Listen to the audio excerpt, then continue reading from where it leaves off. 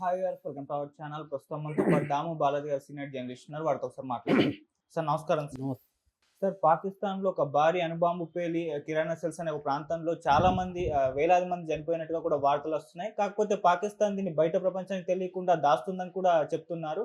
So ఈ అణుబాంబు దాడికి భయపడే అటు వెనక్కి తగ్గి ట్రంప్ కాళ్ళు పట్టుకొని మరి భారత్ని సీజ్ ఫైర్ ఒప్పించారని కూడా చెప్తున్నారు. అంటే మొన్నటి వరకు కూడా పాకిస్తాన్ మా దగ్గర అణుబాంబు ఉంది, మేము పేలుస్తామని చెప్పేసి బెదిరింపులకు పాల్పడిన అటువంటి పాకిస్తాన్ ఈ విధంగా వెనక్కి తగ్గడానికి అణుబాంబు దాడే కారణమని చెప్తున్నారు. అసలు ఏం జరిగింది పాకిస్తాన్లో? మరి నిజంగా అణుబాంబు పేలిందా? ఈ వార్తలు నిజమెంతుంది సార్? యాక్చువల్గా ఏంటంటే యుద్ధం ఎవరు కూడా ఇంత సడన్గా ఆపుతారని ఎవరు అనుకోలేదు. ఇండియాలో కానీ పాకిస్తాన్లో కానీ యుద్ధం సడన్గా ఆగిపోతుందని ఎవరు అనుకోలేదు. ఎందుకంటే రోజు రోజుకి పెరుగుతుంది. సో నిజానికి ముఖ్యంగా ఇండియా చాలా అద్భుతంగా చేస్తుంది. ఆల్మోస్ట్ కరాచీని కరాచీ మన సీ పోర్ట్ దగ్గర మన షిప్పుల్ని పెట్టేశాము, అక్కడ రెడీగా ఉన్నాయి. అట్లాగే మన బ్రహ్మోస్ వెపన్స్ ఎయిర్ క్షిపణులు అక్కడ అటాక్ చేసేసాయి. సో దాదాపు వాళ్ళ 11 ఎయిర్ బేసెస్ని ధ్వంసం చేసేసాయి. సో ఇంకా యుద్ధం అనేది ఇంకొక 2 రోజులు జరిగితే అసలు పాకిస్తాన్ భూభాగంలో కంప్లీట్గా మనం ఆక్యుపై చేసుకుంటాం అన్న పద్ధతిలో మోడీని సపోర్ట్ చేసే ఛానల్స్, మీడియా విపరీతంగా ఊదరగొట్టాయి. సో అందువల్ల ఎవరు కూడా సడన్గా యుద్ధం ఆగుతుంది అనుకోలేదు. ఎవరైనా యుద్ధం వద్దంటే కూడా వాళ్ళ మీద దాడులు చేసిన ఇది మనం చూసాం. యుద్ధం వద్దు, శాంతి కావాలనుకున్న అని పెట్టిన వాళ్ళ మీద కూడా దాడులు కూడా చేశారు. అంటే యుద్ధం వద్దంటే అది దేశద్రోహం అన్నట్టుగా మాట్లాడారు. అలాంటిది సడన్గా ట్రంప్ ఒక ట్వీట్ చేసేసరికి అందరూ షాక్కి గురయ్యారు. ట్రంప్ ఏం చేశాడు? యుద్ధం ఆగిపోయింది, మేమే మధ్యవర్తిత్వం వహించాము, ఎక్స్ట్రాడినరీ కామన్ సెన్స్, ఇంటెలిజెన్స్ చూపించిన వీళ్ళిద్దరికీ నేను దానేమంటారు అభినందనలు తెలియజేస్తున్నానని ఆయన ట్వీట్ చేసేసరికి ఒక్కసారిగా షాక్ అయ్యారు. ఇది అసలు నమ్మాలా వద్దా అన్నట్టుగా అయిపోయింది. దాని తర్వాత 3 గంటల తర్వాత ఏమైంది? శుక్రవారం 10న ఇవి మన ఆయన Vikram Misri foreign secretary announce చేశాడు, సీజ్ ఫైర్ కరెక్టే, వాళ్ళ డీజీఎంఓ మన డీజీఎంఓ చర్చలు నడిచాయి, సీజ్ ఫైర్ అనేది మేము డిక్లేర్ చేస్తున్నామని చెప్పేశాడు. సో ఇది షాక్కి గురి. ఒక పక్క అక్కడేమో విక్రమ్ మిస్రీ ఏమో ట్రంప్ పేరు ఎత్తట్లేదు, డీజీఎంసే మీట్ అయ్యారు, అయిపోయిందని చెప్పారు. కానీ డీజీఎంస్ మీట్ అవ్వడం వెనక ట్రంప్ ఉన్నాడు. ట్రంప్ ఇటు జేడీ వ్యాన్స్ ఏమో మోడీతో మాట్లాడుతున్నాడు, అటు మార్కో రూబియో ఏమో పాకిస్తానీ ప్రధానమంత్రి షెహబాజ్ షరీఫ్తో కానీ జనరల్ అసీం మునీర్తో కానీ మాట్లాడుతున్నాడని వార్తలు వచ్చాయి. సో ఇది షాక్కి గురి చేసింది. దీని తర్వాత అందరూ కూడా ఏంటంటే ఈవెన్ మోడీని సపోర్ట్ చేస్తున్న వాళ్ళు కూడా దీన్ని నిర్ణయాన్ని వ్యతిరేకించారు. ఎందుకంటే మనం ఏ రకమైన షరతులు కండిషన్లు లేకుండా యుద్ధాన్ని విరమించడం కరెక్ట్ కాదు. మనం ఎందుకు యుద్ధాన్ని విరమించాలి? మనం మంచి పొజిషన్లో ఉన్నాం కదా, పాకిస్తాన్ దెబ్బ 2 రోజులు పోతే పాకిస్తాన్కి కాళ్ళబేరానికి వస్తుంది, అప్పుడు మనం కండిషన్లు పెట్టచ్చు. ఎందుకంటే మనకు అక్కడ తీవ్రవాదులు చాలామంది ఇంకా అక్కడే ఉన్నారు. మన దావుద్ ఇబ్రాహిం ఉన్నాడు, టైగర్ మెమూన్ ఉన్నాడు, తర్వాత మసూద్ అజర్ ఉన్నాడు. ఇలాంటి చాలామంది లష్కర్ ఇ తోయిబా అండ్ జైష్ ఇ మొహమ్మద్, ఈ 2 ఆర్గనైజేషన్కి సంబంధించి చాలామంది ఉన్నారు కదా, వాళ్ళెవరు అప్పగించట్లేదు మనకి. ఏ రకమైన కండిషన్స్ పెట్టకుండా మనం ఎందుకు యుద్ధాన్ని విరమించాల్సి వచ్చింది అన్నది చాలామందికి వచ్చింది. దాంతో కొంత గ్యాప్ తర్వాత మోడీ ప్రభుత్వం మేల్కొన్నట్టు కనబడుతుంది. మేల్కొని రకరకాల కథనాలని బయటికి తీసుకురావడం అనేది జరిగింది. అందులో ఇప్పుడు ఒక స్టోరీ వైరల్ అవుతుంది. ఆ స్టోరీ ఏంటంటే మన బ్రహ్మోస్ క్షిపణి అక్కడ పాకిస్తాన్లో కిరాణా హిల్స్ అనే ప్రాంతంలో మన వాళ్ళు అక్కడున్న న్యూక్లియర్ స్టోరేజ్ ఫెసిలిటీ మీద అటాక్ చేశారు. అవి ధ్వంసం అయిపోయినాయి. అందులో లీక్ కూడా అయ్యి చాలామంది చనిపోయారు. దాంతో భయపడి వాళ్ళు ట్రంప్ కాళ్ళు పట్టుకొని సరెండర్ అయిపోయారు అన్న ఒక కథనాన్ని బయటికి తీసుకొస్తున్నారు. దీన్ని అఫ్సెల్గా ఎవరు ఖండించట్లేదు. ఖండించట్లేదంటే కన్ఫర్మ్ చేయట్లేదు. మన ఎయిర్ మార్షల్ ఏకే భారతి ఆయన్ని అడిగారు మీడియా, ఆయన ప్రెస్ మీట్ పెట్టినప్పుడు ఆయన అడిగారు, ఇలాగా కిరాణా హిల్స్ మీద మనం దాడి చేసామంటే మీకు ముందుగా థ్యాంక్స్ చెప్తున్నాను. కిరాణా హిల్స్ అనే ప్రాంతం ఉందని కూడా నాకు తెలియదు. ఆ ప్రాంతంలో న్యూక్లియర్ ఫెసిలిటీ ఉందని కూడా నాకు తెలియదు. ఇది నాకు తెలియజేసినందుకు మీకు థ్యాంక్స్ చెప్తున్నానని ఒక సెటైరికల్గా మాట్లాడాడు.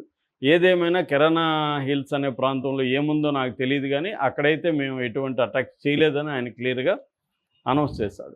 ఇటు పాకిస్తాన్ కూడా వాళ్ళ foreign minister cum deputy CM Ishaq Dar ఆయన కూడా క్లియర్గా ఏం చెప్పాడంటే, ఒక ఎంటీ కొండ మీద మాత్రమే వాళ్ళు వేశారు తప్ప మా ఎటువంటి ఎయిర్ బేస్లు దెబ్బతినలేదు, వాళ్ళు చెప్తున్నట్టుగా ఇది దెబ్బతినలేదు. ఇదంతా కూడా భారత్ చేస్తున్న దుష్ప్రచారం, ముఖ్యంగా గోడి మీడియా చేస్తున్న దుష్ప్రచారం అని వాళ్ళు రాస్తున్నారు.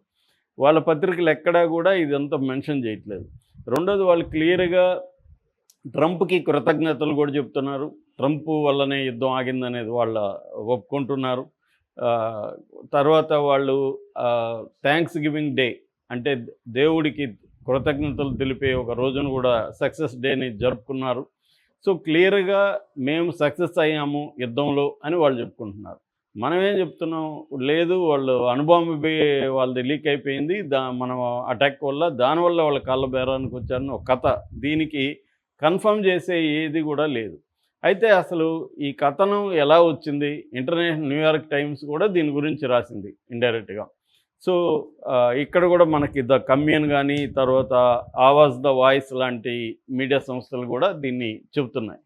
అసలు ఏం జరిగింది, నిజంగానే అక్కడ న్యూక్లియర్ ఫెసిలిటీ ఉందా అనేది మనం చూసినప్పుడు, యాక్చువల్గా కిరాణా హిల్స్ అనేది సర్గోదా అనే ఒక ప్రావిన్స్లో ఉంటుంది పాకిస్తాన్లో. ఇక్కడ సబ్ క్రిటికల్ న్యూక్లియర్ టెస్ట్ అనేది 1980sలోనే చేశారు. యాక్చువల్గా కిరాణా 1 అంటారు దాన్ని. సబ్ క్రిటికల్ న్యూక్లియర్ టెస్ట్ అనేది ఫస్ట్లో అక్కడ చేశారు. దాని తర్వాత 98లో మళ్ళీ మనము పోఖ్రాన్ 2 చేసాము, వాళ్ళు కూడా న్యూక్లియర్ టెస్ట్ చేశారు. 98 తర్వాత కన్ఫర్మ్ అయింది ఇద్దరు 2 దేశాల్లో కూడా ఉన్నాయని. సో అక్కడ నుంచి న్యూక్లియర్ వెపన్స్ ఉన్నట్టు తెలుసు. కాబట్టి ఈ కిరాణా హిల్స్లో న్యూక్లియర్ వార్ హెడ్స్ అయితే ఉన్నాయి అనేది అయితే కన్ఫర్మ్ అయింది. అయితే మనం కిరాణా హిల్స్లో దాడి చేసామా లేదా కన్ఫామ్గా లేదు, కానీ అక్కడ పక్కన ముషాప్ ఎయిర్ బేస్ అంటారు. ముషాప్ ఎయిర్ బేస్కి 20 కిలోమీటర్ల దూరంలోనే ఈ కిరాణా హిల్స్ ఉంటుంది. అంటే ముషాప్ ఎయిర్ బేస్లో అయితే మనం అటాక్ చేసాం. అట్లాగే కుషాబ్ న్యూక్లియర్ కాంప్లెక్స్ అంటారు. ఈ కుషాబ్ న్యూక్లియర్ కాంప్లెక్స్కి 75 కిలోమీటర్ల దూరంలో కిరాణా హిల్స్ ఉంటుంది. సో మనం అక్కడ నూర్ఖాన్ ఎయిర్ బేస్లోను ఈ ముషాప్ ఎయిర్ బేస్లోనూ అటాక్ చేసాం. ఈ 2 కూడా ఈ కిరాణా హిల్స్కి దగ్గరలో ఉన్నాయి. కాబట్టి ఇక్కడికి దాడి చేసిన వాళ్ళు దీని మీద కూడా వస్తారేమో అన్న భయపడి వచ్చిందనేది ఒక కథనం. రెండవది ఏంటంటే, US department of energy aircraft, US department of energy అనే సంస్థ ప్రపంచంలో న్యూక్లియర్ వెపన్ ప్రొలిఫరేషన్కి యాంటీగా పనిచేస్తుంది. ప్రొలిఫరేషన్ అంటే న్యూక్లియర్ వెపన్స్ పెరగడానికి వ్యతిరేకంగా ఈ సంస్థ పనిచేస్తుంది. ఈ సంస్థ ఎయిర్క్రాఫ్ట్ బీచ్ క్రాఫ్ట్ B350, ఈ బీచ్ క్రాఫ్ట్ B350 అనే ఒక ఎయిర్క్రాఫ్ట్ ఇస్లామాబాద్లో రావల్పిండిలో తిరిగిందని చెప్పి ఆ విజువల్స్ కూడా కొన్ని న్యూయార్క్ టైమ్స్ లాంటివి వేశారు, వాళ్ళతో మాట్లాడారు కూడా. సో అది ఎందుకు ఆ టైంలో ఉంది అంటే, సంథింగ్ ఈజ్ దేర్, అక్కడ ఏదో జరిగింది కాబట్టి ఈ US defence department of energy aircraft అక్కడికి వెళ్ళింది, లేకపోతే అది ఎందుకు వెళ్తుంది అనేది రెండవ లాజిక్ అనమాట. అంటే మనం దాడి చేసామని చెప్పడానికి ఇది రెండవ లాజిక్. సో అందుకనే న్యూయార్క్ టైమ్స్ కూడా స్కాల్పడ్ ఈజీ అనే ఒక మిసైల్ అక్కడ వేసామని చెప్తున్నారు. బ్రహ్మోస్ కాకుండా స్కాల్ప్ అనే మిసైల్ అక్కడ వేసారు. న్యూక్లియర్ స్టోరేజ్ మార్గాన్ని క్లోజ్ చేసేసారు. అంటే దీన్ని బట్టి పాకిస్తాన్ ఇప్పటివరకు ఏంటంటే ఒక బెదిరింపులు చేస్తుంది.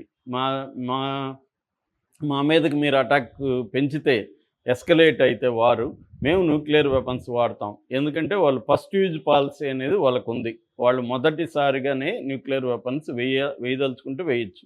ఇండియాకి ఫస్ట్ యూజ్ పాలసీ లేదు, మనది సెకండ్ యూజ్ పాలసీ. మన మీద ఎవరన్నా వేస్తే మనం వేస్తాం తప్ప మనమై ఫస్ట్ వేయమనేది మనకున్న పాలసీ.